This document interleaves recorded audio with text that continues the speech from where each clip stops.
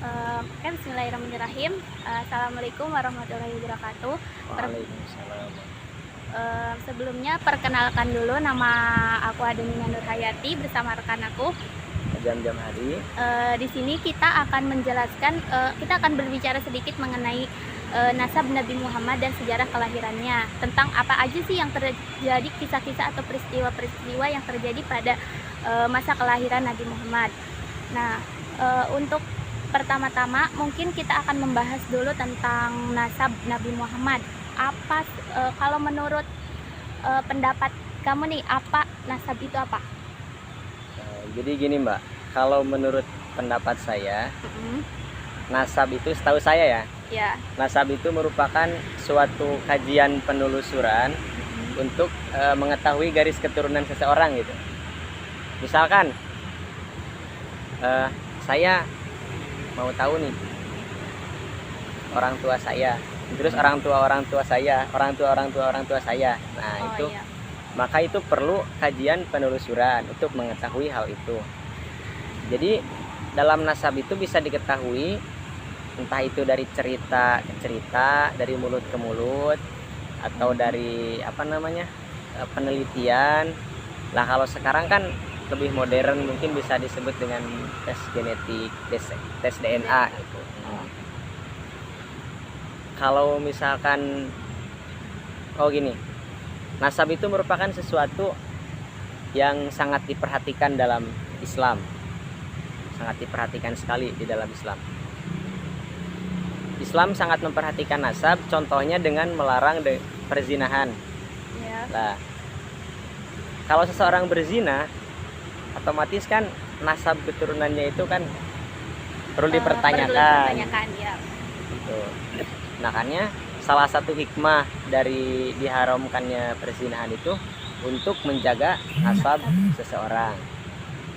Itu salah satu bentuk bahwasanya nasab sangat diperhatikan oleh ajaran Islam.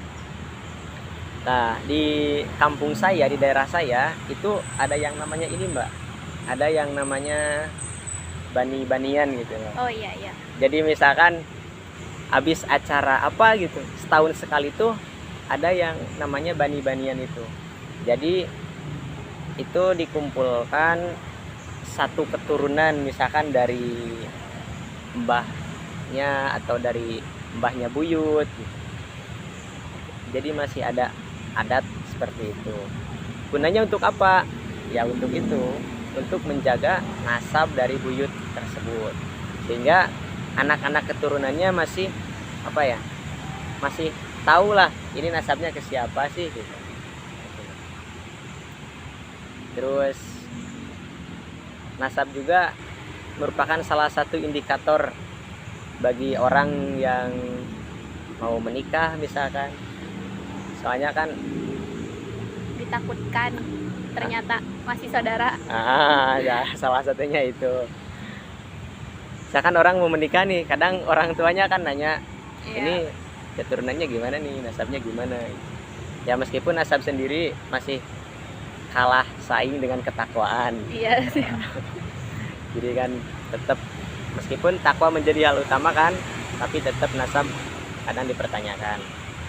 Mungkin itu Mbak sedikit menyinggung tentang nasab. Oke, mungkin jadi bisa kita ambil kesimpulan ya, kalau seberapa penting nasab kita, supaya kita bisa ketahui itu, supaya salah satunya kita bisa mengetahui garis keturunan kita. Benar. Contohnya misalkan kalau kita mau menikah, kalau kita tidak mengetahui nasab kita, ditakutkan nanti ternyata pasangan kita itu masih saudara atau bagaimana, itu kan agak bahaya gitu kan. Nah, mengenai nasab nih, kalau misalkan kita sekarang berbicara tentang nasab Nabi Muhammad, tentang nasab Nabi Muhammad itu bisa dijelaskan nggak garis keturunannya itu siapa aja? Oh iya. Ya, Nabi Muhammad tuh merupakan sosok yang bisa dibilang sangat sempurna lah.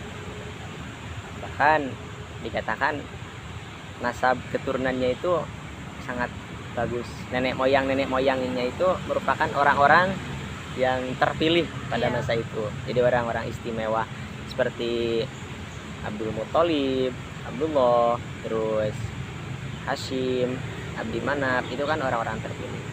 Nah, mengenai tadi pertanyaan tentang apa namanya, garis keturunannya, Keturunan. Nabi Muhammad putra Abdullah putranya Abdul Muthalib, kemudian Abdul Muthalib putranya Hashim putranya Abdi Manaf putranya Kusoi putranya Kilab putra Murrah putranya Ka'ab putranya Lu'ay putranya Golib putranya Fihir putranya Malik putranya Nador putra Kinanah Huzaimah putranya Mudrikah putranya Ilyas putranya Mudor putranya Nizar putranya Ma'ad putranya Adnan. Nah, jadi itu nenek moyang Nabi Muhammad SAW. Jadi garis keturunan yang disepakati oleh para ulama itu hanya sebatas Adnan. Sedangkan yang sampai Nabi Adam itu masih banyak perbedaan, atau tidak semua ulama menyetujuinya, karena masih diragukan lah intinya. Lah, bertemunya kan katanya ibu Nabi Muhammad sama ayahnya itu kan masih ada ikatan ikatan keturunan, iya. garis keturunan. Nah, itu nanti ketemunya di, kalau nggak salah, di Kilab bin Murrah. Nah, jadi di Kilab bin Murrah nanti ketemu nenek moyang Sayyid Abdullah dan Siti Aminah. Mungkin itu sedikit, Mbak, tentang garis keturunannya. Mungkin itu bisa menjadi salah satu contoh nasab. Nah, bahkan kan kalau nasabnya Nabi Muhammad itu kita sebagai umat Islam ibaratnya wajib untuk mengetahuinya gitu. Nah, sekarang berbicara tentang Nabi Muhammad nih, pastikan beliau itu karena orang terpilih sejak awal mula kelahirannya itu kan pasti banyak kisah-kisah yang menandakan bahwa beliau itu sebagai orang terpilih. Ada gak sih kisah-kisah Nabi Muhammad yang banyak terjadi pada saat beliau lahir? Banyak, Mbak. Ada satu kejadian yang mungkin seluruh umat Islam tahu lah kejadian itu. Jadi kejadian yang mana menjelang kelahiran Nabi Muhammad, ada seorang raja yang memimpin pasukannya dengan pasukan bergajah menyerang Ka'bah dengan bertujuan untuk menghancurkan Ka'bah itu. Nah, tetapi mungkin karena Ka'bah itu merupakan suatu tempat yang sakral bagi umat Islam, maka Allah mengutus burung yang disebut dengan burung ababil. Kemudian burung itu sambil membawa batu katanya dari neraka itu untuk menghancurkan si pasukan gajah tersebut. Nah, sehingga si pasukan gajah tersebut yang dipimpin oleh Raja Abraha hancur, makanya nggak bisa menghancurkan Ka'bah. Yang mana peristiwa tersebut itu diabadikan oleh Allah di dalam surah Al-Fil. Nah, itu di dalam surah Al-Fil kisah kelahiran Nabi Muhammad tentang Raja Abraha itu ada di sana diceritakan. Mungkin kalau lebih detailnya itu dalam tafsirnya ya. Soalnya kalau ayatnya kan sedikit.